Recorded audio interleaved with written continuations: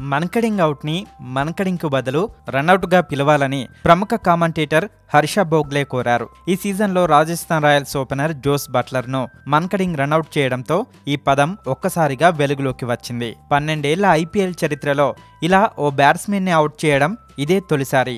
Mankading run out చేయడం ద్వారా రవిచంద్రన్ అశ్విన్ తీవ్ర విమర్శలు ఎదుర్కొన్న సంగతి తెలిసిందే. క్రీడా స్ఫూర్తికి విరుద్ధంగా మ్యాచ్ను గెలిచేందుకే అశ్విన్ అలా చేశాడని సోషల్ మీడియాలో నెటిజన్లు ఏకిపారేశారు. ఈ మన్కడింగ్ రన్అట్ విషయంలో అటు క్రికెటర్లు ఇటు అభిమానులు రెండు వర్గాలుగా చీలిపోయిన సంగతి తెలిసిందే. క్రికెట్ నిబంధనలకు లోబడే అశ్విన్ రన్అట్ చేశాడని కొందరు భావిస్తుండగా మరికొందరు మాత్రం అశ్విన్ తీరు అనైతికంగా ఉందంటూ తీవ్ర విమర్శలు చేశారు. ఈ మన్కడింగ్ రన్అట్ విషయంలో అశ్విన్ది ఏమాత్రం తప్పులేదని, అతడు నిబంధనల మేరకే నడుచుకున్నాడని బీసీసీఐ కూడా స్పష్టం చేసింది. అయితే తాజాగా ఈ మన్కడింగ్ రన్అట్ పై హర్ష భోగ్లే తన ట్విట్టర్లో విను మన్కడ్ చాలా గొప్ప క్రికెటర్, బిల్లీ బ్రౌన్ను ఆయన న్యాయంగానే అవుట్ చేశారు. సర్ డాన్ బ్రాడ్మెన్ సైతం దాన్ని తప్పుబట్టలేదు. కాబట్టి దాన్ని మన్కడేడాని పిలవడం అవమానకరంగా ఉంది. అది వాళ్ళ కుటుంబానికి బాధను కలిగిస్తుంది. దీనిని మన్కడింగ్ అని పిలవడం మానేసి రన్అట్ అని పిలవండి అని హర్ష భోగ్లే ట్వీట్ చేశారు.